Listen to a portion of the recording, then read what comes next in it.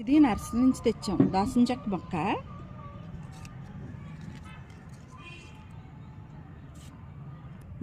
టబ్లోని ఇలా కొబ్బరి డొక్కలు మన దోసకాయ పదులు అవి చచ్చిపోయినాయి, అయిపోయినాయి కాపు, అవన్నీ వేసి ఇలాగా పెట్టి దీని మీద మొక్క పెట్టి కిచెన్ వేస్ట్ చేసి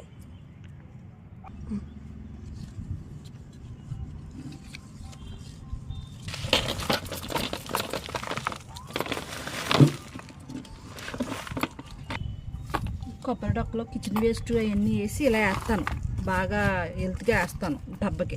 ఆ తర్వాత ఈ వెల్త్ అంతని మినప్పొట్టు పొట్లు వస్తాయి కదా కిచెన్లోనూ, ఆ పొట్లన్నీ వేసేస్తాను అనమాట. కిచెన్లో పొట్లు, ఉల్లిపాయ పొట్లు, కూరగాయలు వేస్ట్ అవన్నీ వేసేస్తే ఈ వెల్త్ అంతా పూడిపోతుంది అనమాట. ఇలా నిండిపోతుంది. ఇలా